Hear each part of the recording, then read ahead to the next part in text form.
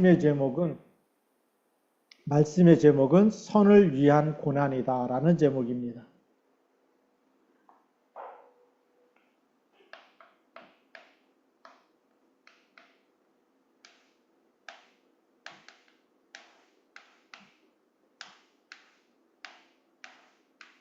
우리 성경 말씀은 베드로전서 3장 8절부터 22절까지 말씀입니다.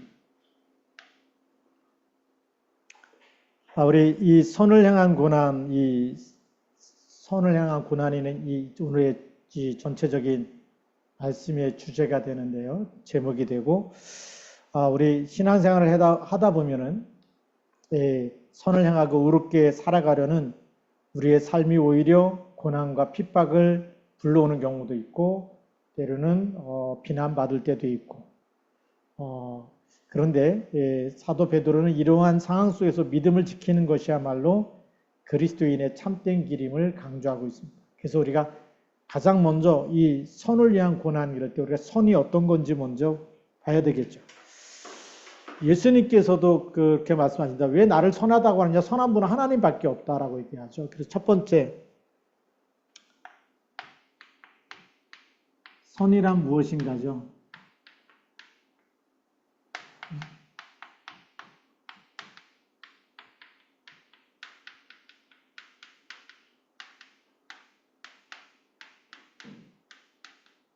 선하신 분은 하나님 한 분밖에 없습니다. 우리가 잘 알듯이 하나님에게는 죄가 없고 또 죄를 하나님이 미워하시고 죄는 하나님이 심판하시는 분이시죠. 그러니까 이 지구상에 가장 선하신 분이 있다면 하나님 한 분밖에 없습니다. 그렇기 때문에 죄에 대해서 심판하시는 선하신 하나님이기 때문에 공의로우시고 또 공평하시고 그리고 죄에 대해서는 반드시 그 죄값을 물으시는 분이시죠. 그래서 선하신 분이기 때문에 그렇습니다. 자, 그러면 선하신 분이 하나님 한 분밖에 없습니다. 그 하나님이 우리를 죄 가운데 있는 모든 사람이 죄를 범했다고 로마서 3장 23절에 말씀하고 있고 로마서 3장 10절에는 의인이 없나니 하나도 없다라고 말씀하고 있습니다. 그러니까 우리 인간은 아담과 하와가 선악과 따먹은 이후에 모든 인간은 반드시 죽으리라고 하는 죄와 사망의 법에 걸려드는 거죠. 그래서 여기서 건져내기 위해서는 그 문제를 해결하시는 분은 선하신 하나님 한 분밖에 없어요. 그래서 하나님께서 우리에게 주신 죄와 사망의 법에서 우리를 대속하기 위해서 주신 법이 바로 속죄 제물로 오신 것입니다. 대속물을 통해서 우리가 바로 구원함을 받을 수 있는 길이 열린 겁니다. 그래서 마가복음 10장 45절 인자가 온 것은 성김을 받으려 함이 아니라 많은 사람의 대속물로 주시기 위해서 오셨다라고 예수님이 직접 말씀하셨습니다. 예수님이 죄가 없으신 여자의 후손, 죄가 없어야 되기 때문에 아담이 후손이 아니고 여자의 후손으로 오셔야 되겠죠. 죄인으로 온다라는 것은 아담의 후손입니다.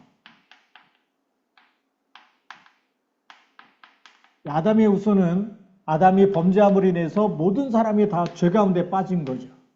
그러면 우리를 구원하시려면 죄인이 아니어야 되겠죠.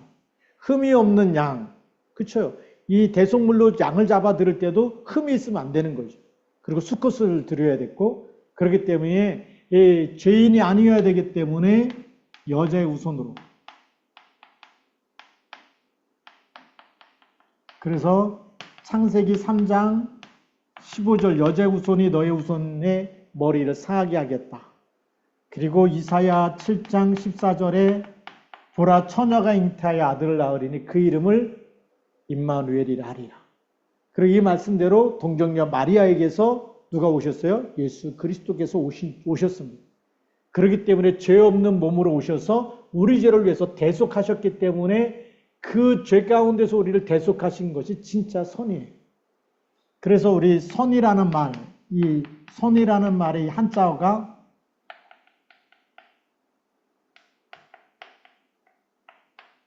이게 선인데 이 한자로 풀어보면은 양이죠.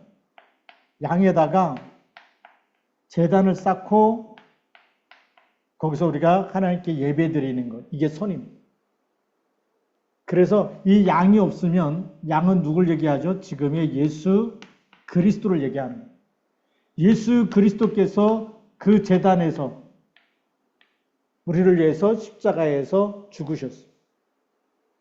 그래서 우리가 예수 그리스도를 주로 고백하고 믿을 때에 그 예수 그리스도의 보혈의 피로 우리가 죄 사함을 받는 줄 믿습니다. 그래서 로마서 10장 9절 10절에 마음으로 믿어 의에 이르고 입으로 시인하여 구원에 이른다라고 얘기하죠.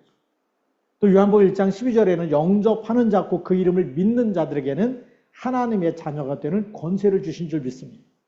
그래서 여기 선은 누굴 얘기하는 거죠? 예수 그리스도를 믿는 것이 선이에요. 하나님이 선하신 분이고 하나님이 육신을 입고 이 땅에 죄 없는 몸으로 오셔서 우리 죄를 위해서 대속하신 것이 하나님의 선이에요. 십자가의 보혈보다 더 큰 사랑이 없는 줄 믿습니다. 근데 우리가 자꾸만 이 그리스도를 잃어버린 선은 어디로 가냐면 자꾸 윤리와 도덕적인 선만 얘기하는 거예요. 우리 가난한 사람을 위해서 또 우리가 뭐 이렇게 좀 노숙자를 위해서 이렇게 뭔가 도와주고 뭔가 이렇게 갖다 주고 먹을 거 갖다 주고 그것도 선이긴 하지만 진짜 선은 예수 그리스도 이 양 대신 우리를 위해서 대속해서 오신 예수 그리스도를 믿게 하는 것이 하나님을 때 가장 선한 일이에요. 그걸 우리가 보면서 오늘 말씀을 그 그리스도를 품고서 말씀을 읽어야 말씀 안에 있는 하나님의 뜻이 계획이 우리 속에 성취될 줄로 믿습니다. 자, 그러면 우리가 8절부터 보면 마지막으로 말하노니 너희가 다 마음을 같이하여. 우리 8절 말씀에는 마음을 같이해라.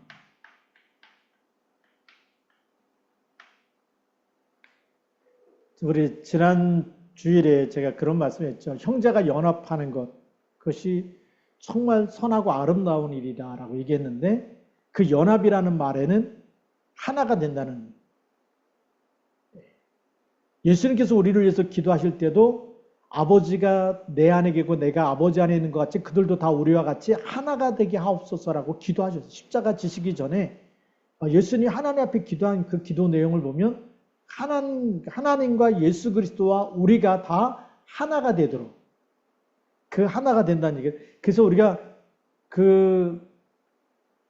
이 하나가 되는 것은 그리스도의 마음을 품고 그리스도의 영이 우리에게 임하고 그래서 우리가 영적인 신분이 땅에 살고 있지만 하나님의 자녀가 된 걸 얘기하거든요.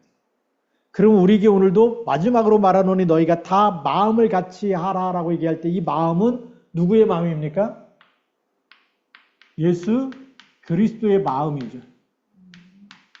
우리가 예수 그리스도의 마음을 품지 않으면 하나가 될 수 있어요? 없어요? 없어요. 두 사람이 모이면 마음이 두 개가 되고 세 사람이 모이면 마음이 세 개가 되는 거예요. 10사람이 모이면 10사람 마음이 다 달라요. 하나가 될 수가 없어요. 잠깐 밥을 먹을 때 하나가 될 수 있는지 몰라도 그렇잖아요. 저희 식구가 저희 어머니 중심으로 해서 저희 식구가 7남매입니다. 7남매. 네. 딸이 5이고 아들이 2이에요. 그 중에 제가 장남인데 다 같이 한 상에서 밥을 먹어본 기억이 별로 없어요. 어릴 때 자랄 때 보면. 왜 그럴까요? 큰 누님은 고등학생이고 막내는 아직 100일 그 다음에 돌 겨우 지났을 때거든요. 그러니까 나이 차이가 굉장히 많이 나기 때문에 다 같이 한 상에서 밥을 먹을 수 있는 그런 큰 상도 없었고. 그러니까 이 7남매다 보니까 할아버지가 하는 말이 밥을 빨리 먹고 이렇게 빨리빨리 이렇게 교대를 하기 원하는 거예요. 그래서 밥 빨리 먹는 사람 엄청 칭찬했어요. 이게 제가 습관이 돼가지고 왕스푼 있잖아요. 큰 스푼으로 하다가 막 밥 빨리 먹고 그냥 빨리 자리 비켜주면 그 다음에 이제 와가지고 또 식사하고 막 동생들이 그렇게 살았기 때문에 밥 빨리 먹는 것이 습관이 돼가지고 지금도 막 천천히 먹어야 되는 잘 안 고쳐지고 그러거든요. 근데 그 7남매들이 다 같은 어머니 뱃속에서 나왔지만 한 마음이 안 되는 거예요. 다 명절 때 모여서 얘기해보면 다 생각이 달라요. 말할 때마다 하나 돼야 되는데 7남매 생각이 다 달라. 근데 우리가 무슨 마음을 품어야 되느냐? 많이 모인다고 하나 되는 게 아니고 형제들도 하나가 잘 안 되는 거예요. 근데 그리스도의 마음을 품을 때만 하나 될 줄 믿습니다. 그리스도의 마음을 품으라는 겁니다. 그래서 여기서는 마지막으로 말하노니 너희가 다 마음을 같이해서 동정하며 형제를 사랑하며 불쌍히 여기며 겸손하며. 자, 이 그리스도의 마음을 품을 때 여기서부터 흘러나오는 것.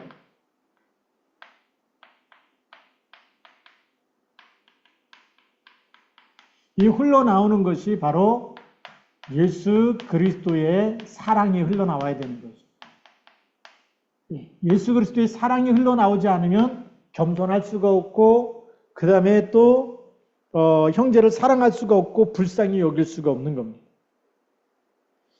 우리가 겉으로는 동정하고 사랑하고 불쌍히 여기고 겸손할 수 있는데 이것은 전부 다 자기를 낮춤으로 인해서 자기를 잘 보이려고 하는 외식에 불과한 거죠. 회칠한 무덤이 뭡니까? 겉은 회를 칠해서 여기 무덤이다 밟지 말라. 이거 무덤에 접촉하면 부정해지니까. 근데 그 속에는 뭐가 있죠? 시체가 있는 거예요. 썩은 냄새가 나는 거예요. 마찬가지거든요. 우리가 그리스도의 마음을 품고 그리스도의 사랑이 흘러나가지 않는 그런 겸손과 그런 동정함과 불쌍히 여기는 것과 이런 모든 것은 외식하는 것에 불과한 겁니다.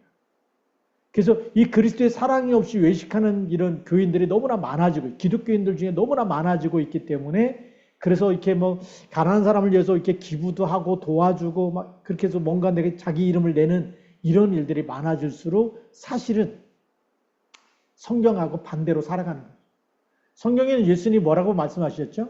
오른손이 하는 일을 왼손이 모르게 하라 그런 거예요. 우리가 섬기고 또 불쌍히 여기고 모든 것을 다른 사람이 모르도록 해야 그것이 진짜라는 거죠. 그러려면 우리가 그리스도의 사랑을 품고 하지 않는 모든 것은 외식에 불과한 거라는 거죠. 이거는 결국은 나를 드러내는, 내가 이렇게 많은 사람을 도와줬다, 내가 이렇게 많은 사람에게 가난한 사람을 많이 도와준 사람, 난 그런 사람이다라고 나를 드러내는 거라는 거죠. 근데 진짜 그리스도의 사랑은 자기를 드러낼까요? 드러내지 않을까요? 드러내지 않습니다. 내 이름을 알아주지 않아도 괜찮은 거예요. 그리스도의 이름만 높아지면 되는 거죠. 그래서 오른손이 하는 일 왼손이 모르게 하라는 거죠. 그리고 어떤 때 보면은 막 뭐 40일 금식 기도했다, 막 목사님들도 그런 거 자랑하는 분인데 성경에 보면 골방에 들어가서 기도하라 그랬거든요. 그런 거 자랑하는 게 아니잖아요. 바리새인들은 정시기도 하는 거 얼마나 자랑했는지 모르겠어요. 그래서 정시기도 시간만 되면 일부러 시장에 나타나서 손 들고 기도하고 그래요. 제가 성지순례 갖고 깜짝 놀란 게 하나 있는데, 통곡의 벽에 갖고 기도하는데 얼마나 서서 손 들고 기도하는 유대인들이요. 두 손 들고 기도하는데, 그것도 조그만 소리로 기도하는 게 아니라 얼마나 큰 소리로 기도하는지 몰라요. 방언하는 것 같아요. 못 알아들으니까, 이스라엘 말 못 알아들으니까 얼마나 큰 소리로 막 기도하는지. 제가 거기 들어가서 무슨 기도했겠습니까? 그 기도에 눌린 게 아니라 저는 이렇게 종이에다 써가지고 그 통곡에다 이렇게 끼워놓고 잠깐 기도했어요. 하나님이 들으시면 되는 거잖아요. 하나님이 받으시면 되는데 우리는 뭔가 막 열심히 뭔가 하면 믿음 좋은 사람이라고 이렇게 인정받으려고 하는 것. 그래서 우리는 인정받으려고 하는 것, 사람에게 인정받는 것, 이것이 전부 다 외식에 불과한 사랑이죠. 그래서 사도 베드로는 그런 사랑 말고, 그래서 진짜 그리스도의 사랑. 그렇기 때문에 이 사랑은 어떤 사랑이냐? 오늘 9절에 보면 악을 악으로 욕을 욕으로 갚지 말고. 이 예수 그리스도의 마음과 예수 그리스도의 사랑이 아니면 우리 마음속 깊은 곳에는 뭐가 나올까요? 욕을 먹으면 욕으로 갚겠죠. 이게 율법입니다. 이에는 이로, 눈에는 눈으로. 그렇죠? 율법은 뭐죠? 내가 받은 상처만큼, 내가 받은 손해만큼 가서 손해를 끼치라는 게 율법이었어요. 그거는 원래 율법에 있는 정신, 하나님의 마음은 누구에게 손해를 끼치며도 그대로 당하니까 그렇게 해치지 말라고 하는 말씀, 그게 하나님의 마음인데 그 마음은 빼버리니까 어떻게 하죠? 받은 대로 돌려줘야 되는 거예요. 그게 율법 정신이라고 보죠. 그래서 지금도 이스라엘은 전쟁이 안 끝납니다. 정말 예수님 재림할 때까지 전쟁이 안 끝날 거예요. 왜요? 그리스도의 마음을 품지 않으면 그리스도의 사랑을 붙잡지 않으면 이스라엘은 전쟁이 끊어질 수가 없어요. 왜요? 율법을 가지고 있기 때문에. 이에는 이로, 눈에는 눈으로. 그렇기 때문에 안 끝나는 겁니다. 그래서 우리가 속지 마시고 오늘 9절 말씀 보면 악을 악으로 욕을 욕으로 갚지 말고 도리어 복을 빌라. 자, 악을 악으로 갚지 말라 그랬죠. 이렇게 하지 말고 이걸 가지고 뭐 하라고요? 오히려 복을 빌라.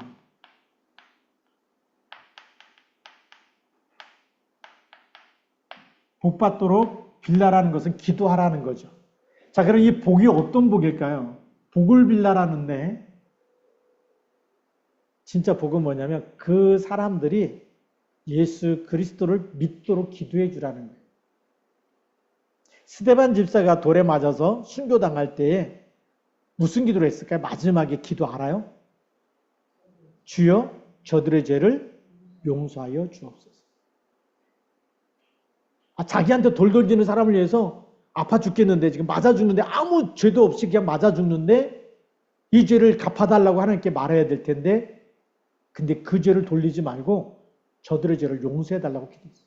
그래서 스데반 집사의 마음은 어떤 마음이었을까요? 그리스도의 마음과 그리스도의 영으로 충만해진 거예요. 우리가 그리스도의 마음으로 충만해지면 복을 비는데 마태복음 16장 16절부터 19절에 보니까 주는 그리스도시여 살아계신 하나님의 아들이신다라고 고백할 때 베드로의 고백이죠. 이 베드로전서에 베드로가 쓴 거지만 베드로가 이 고백을 했을 때 예수님께서 바요나 시몬아 내가 복이 있도다. 그 복을 얘기하는 거예요. 무슨 복이에요? 예수님이 그리스도라고 깨달은 것이 복이라는 거예요. 그러면서 예수님이 무슨 말씀하냐면 이를 내게 알게 하니는 혈육이 아니요 하늘에 계신 내 아버지께서 예수가 그리스도이심을 깨닫게 했다는 겁니다. 예수가 그리스도라는 것을 깨닫는 것이 복이에요. 예수가 그리스도라를 깨닫는 것이 복이기 때문에 복을 빌라 그 얘기는 그리스도를 깨닫도록 기도해라. 그리스도를 깨달으면 어떻게 되죠? 그리스도의 직분이 참 선지자 그리고 제사장 그 다음에 왕 이 세 직분을 합쳐서 그리스도라고 얘기하죠. 그러면 복을 빌라 그럴 때 선지자의 역할은 뭐냐면 하나님 떠난 사람에게 하나님 만나는 길이 되시는 겁니다. 요한복음 14장 6절에 하나님 만나는 길 그리고 말씀으로 함께 하셔서 세상 끝날까지 함께 계시는 축복을 주시는 임마누엘의 축복. 예. 바로 선지자로 오신 그리스도. 내가 그 길이요 그랬습니다. 무슨 길이에요? 잘 먹고 잘 사는 길이 아니라 하나님 만나는 길. 그리고 하나님 만나는데 영원히 함께 하시는 길. 세상 끝날까지 너희와 함께 하시리라. 임마누엘로 오신 분이죠. 자, 그 다음에 제사장은 어떤 분이세요? 우리 죄를 십자가에서 대속하시고 우리를 모든 죄와 사망의 법에서 해방하신 분. 그래서 로마서 8장 2절에 그리스도 예수 안에 있는 생명의 성령의 법이 죄와 사망의 법에서 너를 해방했다. 해방하신 분. 죄 문제 해결하신 분. 지옥 가야 될 모든 죄를 다 십자가에서 대속하신 분. 예수님 믿으면 지옥 갈까요? 안 갈까요? 절대 안 갑니다. 왜 안 가죠? 영원히 우리 안에 계시고 예수 그리스도를 빼앗을 자가 없고 이길 자가 없기 때문에. 한번 믿으면 영원히 같이 계시기 때문에 그렇죠. 영원히 죄 문제에서 죄와 사망에서 해방하신 분. 그리고 왕은 뭐냐? 왕은 창세기 3장 19절에 사단의 머리를 깨뜨신 왕이에요. 여자의 후손이 너의 후손의 머리를 상하게 하시리라. 그렇기 때문에 요한일서 3장 8절에 있는 대로 하나님의 아들이 나타나신 것은 마귀의 일을 멸하러 하십니다. 마귀의 일, 우리에게 불행을 갖다 주고 질병도 갖다 주고 저주와 재앙을 갖다 주는 마귀의 일. 행복해야 되는데 왜 행복하지 못해요? 마귀한테 속으면 그런 거예요. 근데 그 마귀의 일을 멸하신 분이 그리스도예요. 이게 진짜 복이죠. 이 마귀의 일을 멸해버리면 욕하지 않고 악하지 않죠. 그렇죠. 마귀를 멸하신 분이기 때문에 그래서 이 욕하고 악하는 것이 결국은 마귀의 일이죠.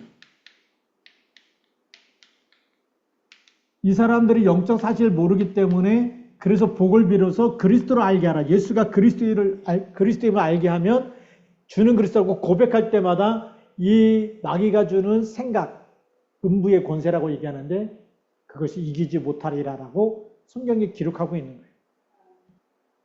그래서 우리는 이 베드로가 깨달은 이 복 대신 예수 그리스도를 그들이 믿도록 기도해 주라는 겁니다. 네.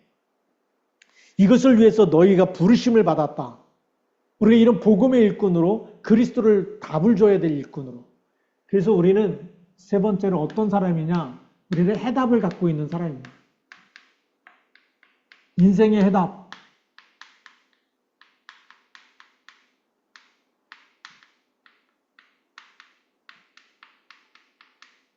인생의 해답을 딱 가지고 있어요. 답이 없으면 늘 분행하고 늘 근심과 염려 속에 살아야 됩니다. 매일매일 살면서 힘들다, 죽고 싶다, 답답하다. 왜 그러죠? 답이 없으면 그래요.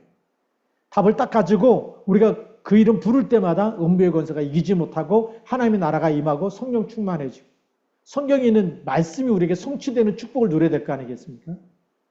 그래서 인생의 해답은 예수 그리스도입니다.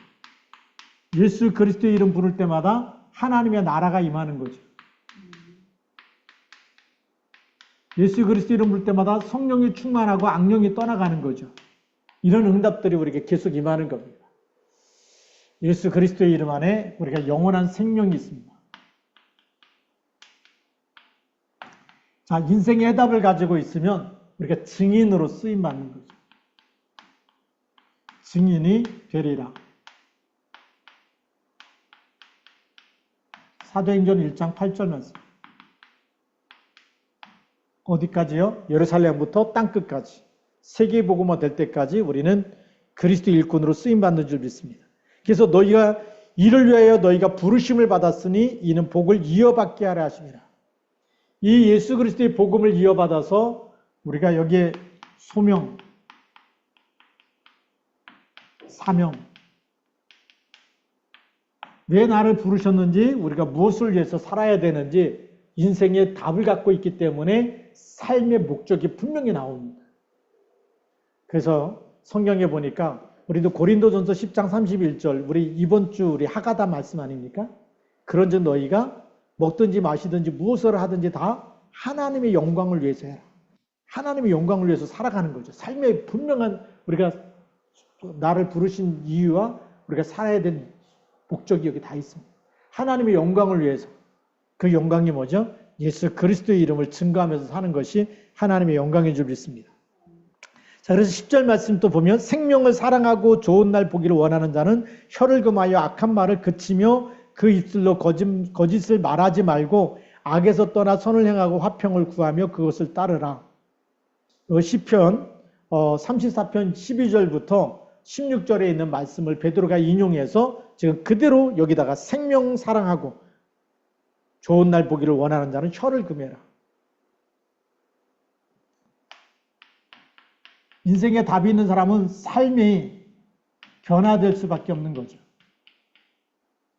변화된 삶을 살게 되어 있습니다. 우리 고린도후서 5장 17절에 있는 대로 그런지 누구든지 그리스도 안에 있으며 새로운 피조물이라 이전 것은 지나갔으니 보라 새 것이 되었도다. 우리가 육신으로 살 때, 육신으로 살고 우리가 육체 욕심에 끌려 살 때는 정말 이렇게 악한 말도 하고 거짓말도 하고 그렇게 악에서 그렇게 살아갔지만 그러나 그리스도를 믿고 난 이후에 그리스도의 피로 죄사함 받고 깨끗함을 받고 하나님의 영으로 충만해지고 하나님의 말씀이 계속 우리 심령 속에 깊이 마음에 하나님의 법을 우리 마음에다 새겨주신다고 약속했기 때문에 그 마음에 새겨진 하나님의 말씀에 순종하면 순종할수록 이렇게 살아갈 수밖에 없는 거예요. 생명을 사랑하고 좋은 날 보기를 원하는 자, 혀를 금하여 악한 말을 그치게 돼 있습니다. 하고 싶어도 성령께서 우리 마음을 주장하시기 때문에 안 나오는 게 정상이죠. 근데 우리도 모르게 막 욕이 나오고 막 그런다 그러면 여러분 한번 생각해 봐야 된다. 내 속에 어떤 영이 들어가 있는지, 어떤 영으로 충만했느냐에 따라서 그 영에 속한 자의 말을 하게 되는 거거든요. 악한 영이 충만할수록 악한 말을 많이 하겠죠. 근데 그리스도 영이 충만할수록 우리가 복음의 말, 하나님의 말씀이 이렇게 나가게 돼 있어요. 여러분 사람을 만날 때도요. 계속 말씀을 암송하다가 사람을 만나고 그 사람을 놓고 기도하면서 하나님께 물어보죠. 하나님, 내가 사람을 만날 때, 이 사람을 만날 때 어떤 하나님의 말씀으로 답을 주고 어떻게 하나님의 말씀을 전달하기 원합니까? 라고 기도하고 있으면 하나님의 말씀이 나갑니다. 그런데 그 사람한테 내가 빌려준 돈을 받아야 되겠다. 막 그러면 어떻게든지 이자까지 막 해갖고 이자까지 안 주고 막 이렇게 하면 내가 어떻게 소송하고 그런 생각으로 충만해서 만날 때 좋은 말이 나갈까요? 안 나갈까요? 안 나가는 거예요. 그렇죠. 어떻게든지 그 욕심이 있어가지고 막 손해본 거 막 손해배상을 청구해서라도 막 받아내려고 그러지 그게 안 나가는 거예요. 근데 우리가 삶이 변화된 사람은 나가라 그래도 안 나가는 거예요. 그게 성령 충만입니다. 그래서 우리가 왜 성령 충만 받아야 되냐? 하나님의 영으로 충만해지면 하나님께서 내 삶을 붙들고 인도하시는 거예요. 그리스도께서 내 인생의 주인 되어주시는 거예요. 그래서 이렇게 하라 그래도 하지 않고 정말 악한 말을 금하게 돼 있고 거짓말을 금하게 돼 있고 그래서 악에서 떠나서 선을 행하게 되는 줄 믿습니다. 화평을 구하고 그것을 따르게 되는 줄 믿습니다. 그렇기 때문에 우리가 이 인생의 답을 가지고 이 삶에 변화되어지는 지속할 수 있는 비밀이 성령 충만인 줄 믿습니다. 그래서 예수님께서도 사도행전 1장 8절 말씀하신 거예요. 오직 성령이 너에게 임하시면 너희가 권능을 받고 라고 이렇게 말씀하고 계시는 겁니다. 자, 그런데 오늘 13절부터 17절까지 보면 이렇게 우리가 열심으로 복음을 전하는데 세상은 벌써 세상 임금이 장악하고 있어요. 그렇기 때문에 세상의 수많은 권력자들과 이 왕들과 지금 뭐 중국 같은 데는 뭐 시진핑 이런 사람들이죠. 공산주의가 장악한 나라들 이런 속에 보면 어떤 일이 일어날까요? 믿는 사람을 핍박하는 일들이 일어나고 있어요. 초대교회도 마찬가지. 유대교회에서 기독교로 이렇게 예수 믿는 사람들 핍박하기 시작했고 그래서 우리 사울도 대제사장의 공문을 받아가지고 예수 믿는 사람을 잡아다가 예루살렘까지 끌고 가서 옥에 가두려고 그렇게 살기가 등등해서 내려갔던 사람 중에 한 사람이었고 그 이후에는 로마 황제 10명이 일어나서 예수 믿는 사람들 굉장히 많이 핍박을 했습니다. 그래서 많은 사람이 순교당하기도 했는데 그런 고난, 특별히 죄가 있느냐? 죄가 없어요. 근데 그런 고난의 모델을 누가 당하셨냐면 예수 그리스도께서 먼저 당하셨어요. 예수님이 이제 십자가에서 질 때 십자가는 사형 틀이거든요. 사형 선고를 받은 사람이 십자가 지고 죽는 거였어요. 우리 옛날에는 사형 선고가 내려지면 어떻게 교수형을 청했을까요? 이 밧줄로 목에다 매라갖고 교수형을 처하는 일도 있고, 뭐 다른 나라, 뭐 북한 같은 뭐 총으로 쏴서 죽이는 일도 있고, 막 그런 일도 있겠죠. 또 뭐 이슬람교에서 뭐 이렇게 막 배교하고 그러면 거기는 막 칼로다가 목을 치기도 하고 막 그런 일들이 일어납니다. 아주 끔찍합니다. 근데 나라마다 이게 사형제도가 다 다르긴 한데, 근데 로마 시대 당시에는 바로 십자가는 사형 틀이었어요. 예, 사형 선고를 받은 사람만이 그 십자가에서 죽게 돼 있어요. 근데 예수님은 죽을 만한 죄를 진 적이 없어요. 빌라도가 뭐죠? 나는 이 사람에게서 죄를 찾지 못했다. 근데 왜 자꾸만 십자가에 못 박으라고 외치냐? 나는 무죄하다라고 해서 손을 씻었습니다. 빌라도가. 성경에 보면 손을 씻고 이 핏값을 너희가 다 당해라. 나는 이 죄, 예수님의 죄하고 무관하다라고 했는데 왜 빌라도에게 고난당해? 그래도 그 법적인 책임이 있기 때문에 재판에서 죄 없으면 무죄 석방을 해야 되는 것이 재판장, 판사가 할 일이에요. 그 죄에 대한 책임이 있기 때문에 빌라도에게 고난을 받았다고 신앙 고백할 때마다 말하는 거 아니겠습니까? 자, 그러면 우리가 예수 그리스도 복음 전하는 건 죄가 아니잖아요. 죄야 사망에서 건져내는 것이고 그리고 마귀자에서 하나님의 자녀가 되게 하는 이것보다 더 선한 일이 없는데 세상의 악한 영들은 그걸 싫어하는 거죠. 그래서 오늘 13절에 보면 또 너희가 열심으로 선을 행하며 누가 너희를 헤아리요. 그러나 의를 위하여 고난을 받으면 복이 있는 자니 그들이 두려워하는 것을 두려워하지 말며 근심하지 말고 너희 마음에 그리스도를 주로 삼아 거룩하게 하고 너희 속에 있는 소망에 관한 이유를 묻는 자에게는 대답할 것을 항상 준비하되 온유와 두려움으로 해라.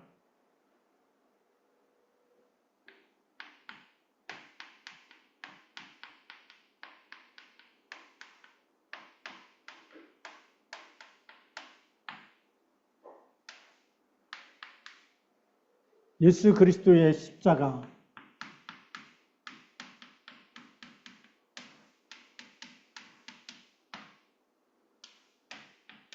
죄가 없음에도 불구하고 죄인으로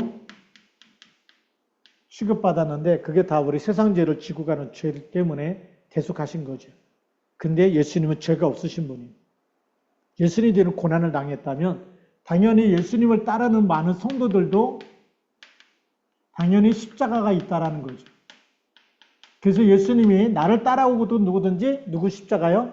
자기 십자가를 지고 나를 따르라고 말씀하셨어요. 그래서 이유 없는 예수 믿는 것 때문에 이유 없이 고난 당할 때도 있고 어려운 일 당할 때도 있고 많은 고통을 당할 때가 있다면 그것 때문에 넘어지지 말고 그리스도에서 당했기 때문에 이 십자가를 지고 계속 우리는 그 고난 속에서도 변함없이 우리가 선한 양심을 가지고 그리고 너희 속에 있는 소망에 관한 이유를 묻는 자에게 대답할 것을 준비하고 자, 이 고난을 이기는 우리가 답을 찾아야 됩니다. 그리스도를 주로 삼아라. 그게 오늘 15절 말씀입니다. 너희 마음에 그리스도를 주로 삼아 그랬습니다. 그래서 거룩하게 해라. 그리스도를 주인으로 삼는 것. 이것이 답 중의 답입니다. 그리스도께서 주인 되어주시면 이기는 힘도 누가 주실까요? 그리스도께서 주십니다. 내 인생의 주인이 내가 아니에요. 그래서 그리스도가 주인 되지 않으면 내 인생 내가 되면 교회 다니다가 이렇게 어려움 당해? 네가 교회 다니기 때문에 너 때문에 우리 집안에 분란이 많다? 이런 소리 들을 때마다 많은 사람들이 거기서 신앙을 포기하는 사람도 많이 있어요. 근데 그리스도를 주인으로 끝까지 삼는 사람은 흑암이 무너져서 그 한 사람 때문에 가문이 복음화되죠. 그래서 주 예수를 믿으라. 그리하면 너와 내 집이 구원을 얻으리라. 초대교인들이 그렇게 예수 믿으면서 그리스도를 주인으로 삼았기 때문에 313년에 로마가 복음화된 줄 믿습니다. 기독교를 시인하게 된 거예요. 국교를 선포한 거예요. 왜죠? 이 사람들 때문에. 그러면 지금도 마찬가지입니다. 지금도 우리가 그리스도를 주인이라고 계속 고백하면 세계복음화의 주역이 될 줄로 믿습니다. 하나님이 쓰시는 거예요. 세계 어떤 어려움이 있어도 그때는 잠깐이고 지나가면 반드시 하나님이 그리스도를 주인으로 삼은 사람을 통해서 하나님 일을 행하실 줄로 믿습니다. 이 사람들 가르쳐서 우리는 이사야 6장 13절에 그루터기라고 얘기하는 거예요. 남은 자가 있다. 그루터기. 밭나무 상수리 나무 10분의 1이 남아있어도 그것이 다 쓰러진다 할지라도 그루터기가 남아있는 것 같죠. 그게 핍박 시대였고 로마 시대였고 지금도 북한에도 많은 성도들이 있어요. 오늘도 제가 그 카타콤 소식을 받았는데 북한에서 이렇게 정말 성도들의 간증을 이렇게 들으면서 읽으면서 너무나 감사한 거예요. 야, 북한에 성도들이 있구나. 그런 어려움에도 성경책을 가지고 들어가서 전달하는 사람이 있고 그 성경책이 또 전달돼 가지고 그걸 읽은 사람들이 있고 그것 때문에 구원받는 사람들이 있고 그것 때문에 복음을 전하는 사람들이 있고 그래서 막 단속반이 막 들어왔을 때도 신기하게 못 찾아내가지고 바로 문에다 이렇게 문고리에다 걸어놨는데 거기에 들어가 있는 성경책을 묶었는데 다 뭐 장롱이고 다 쌌싸지도 못 찾는데 문고리에다 걸어놓은 거 못 찾았다는 보면서 야 이게 하나님께서 성령께서 눈을 가리운 거 아니시냐 그런 이야기를 들으면서 제가 읽으면서 북한의 성도들이 진짜 하나님만 믿고 하나님께서 인도하시고 보호하시고 지키시는 그런 감정들을 보면서 그리스도를 주인으로 삼은 사람 하나님께서 돌보시고 지금도 지키시고 그 사람들의 입을 통해서 그리스도의 이름이 증거되게 하신 줄 믿습니다. 자, 그래서 17절 보면 선을 행함으로 고난받는 것이 하나님의 뜻일진데 악을 행함으로 고난받는 것보다 나으니라. 18절에 그리스도께서 단번에 죄를 위하여 죽으사 의인으로서 불의한 자를 대신하셨으니 우리를 하나님 앞으로 인도하려 하심이라 육체로는 죽임을 당하시고 영으로는 살리심을 받으셨다. 오늘 예수 그리스도께서 먼저 우리에게 십자가 지심으로 본이 되셨어요. 핍박과 고난 속에서 그걸 다 당하셨어요. 그리고 이 답 중에 답이 뭐냐? 그분이 부활하셨다는 거예요. 그리고 승천하셨다는 거예요. 핍박과 고난 이것이 이기느냐 아니면 부활과 승천이 이기느냐 우리는 이걸 결론신앙이라 그래요. 신앙의 결론을 딱 가지고 있어요. 이번에 제가 그 월드컵 하는 거 스페인하고 아르헨티나하고 결승전 하는 걸 봤는데 스페인 너무 잘하는 거예요. 물론 재방송을 봤어요. 미리 몇 대 0으로 이겼는지 딱 보니까 긴장이 안 되는 거예요. 왜요? 결론을 알고 있으면 긴장이 안 돼요. 우리가 예수님 부활 승천에 우리가 참여한다는 결론을 딱 알고 있는 사람은 핍박과 고난이 오면 그냥 웃음이 나옵니다. 여유가 생깁니다. 이거 지나가는 것이고 이것 때문에 내 안에 있는 그리스도 누구도 빼앗을 자가 없다. 답이 딱 갖고 있는 사람은 승리하는 줄 믿습니다. 그래서 그리스도의 대속하심, 그리스도께서 부활하시고, 그래서 오늘 22절에 보면 승천이 나오죠. 22절에 잠깐 보면 그는 하늘에 오르사 하나님 우편에 계시니 천사들과 권세들과 능력들이 그에게 복종하느니라. 사도 바울은 이렇게 고백하죠. 하늘에 있는 자, 땅에 있는 자, 땅 아래에 있는 자 모든 자들이 다 예수의 이름에 무릎을 꿇게 하시는 이름. 그 이름, 만왕의 왕 되신 이름 우리에게 주셨습니다. 우리가 믿고 있습니다. 그래서 우리가 그리스도 이름 부를 때마다 흑암 권세가 무너지고 하나님 나라가 임하는 줄 믿습니다. 그렇기 때문에 핍박과 고난이 이기는 것이 아니라 부활과 승천이 이기는 줄 믿습니다. 결론 신앙을 딱 가져야 되겠고. 그래서 우리가 오늘의 결론, 우리에게 있는 고난은 전부 다 축복이 되는 줄 믿습니다. 이 고난은 지난번에도 이제 제가 얘기한 적이 있는데 우리 군대 가면은 수류탄이 두 종류입니다. 하나는 훈련용이 있고 하나는 살상용이 있어요. 훈련용의 교보제, 제가 이제 그 행정병을 했었기 때문에 교보제 담당인데, 교보제가 뭐냐면 지뢰라든지 막 이런 게 있어요. 네, 그런데 다 교육용이기 때문에 교육용은 청색깔입니다. 근데 진짜 터지면 죽는 거는 전부 다 국방색이에요. 색깔이 달라요. 그래서 훈련할 때는 청색깔 갖고 나갑니다. 가서 막 지뢰도 깔고 막 대인지뢰도 설치하고 막 그런 거 하면 다 또 모아다가 다 닦아가지고 창고에다 다 진열해 놓고 준비했다가 언제든지 갖고 나가서 준비할 수 있도록, 수리탄도 마찬가지거든요. 근데 이 고난은 뭐냐? 전부 다 훈련용입니다. 그리스도를 이길 수가 없어요. 우리에게 있는 고난과 핍박은 전부 다 하나님 우리를 연단시키는 훈련용이다. 훈련을 통해서 우리를 하나님이 그리스도의 사람을 더 강건하게 하는, 정금같이 나오게 하는 그런 연습용이고 훈련용인 줄 믿습니다. 근데 그 연습용 소리만 듣고 우리가 무너지면 안 되잖아요.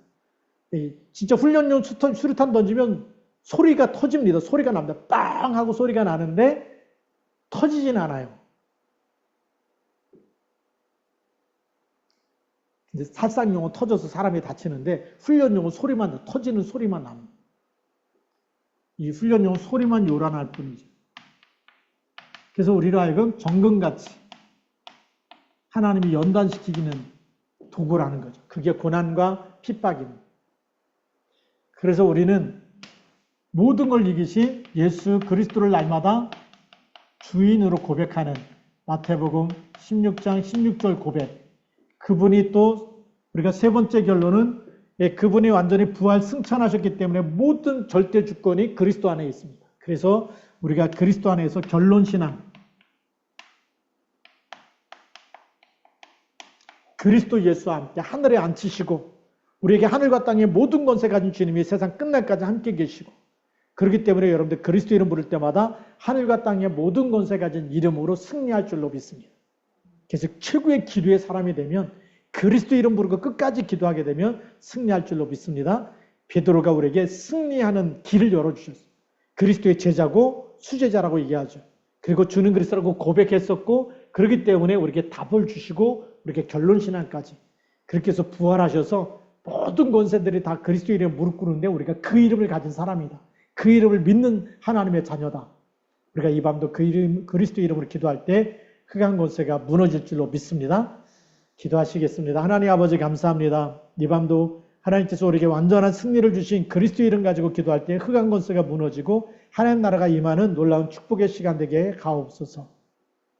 이제는 만왕의 왕 되신 우리 주 예수 그리스도의 은혜와 하나님 아버지의 크신 사랑하심과 성령님의 내주 인도 동행 충만 역사하심, 이 밤에 함께 예배드리는 모든 믿음의 사람들 머리머리 위에와 저희들 가정과 자녀들과 우리 교회 위에 이제로부터 영원토록 항상 함께 계실지어다. 아멘.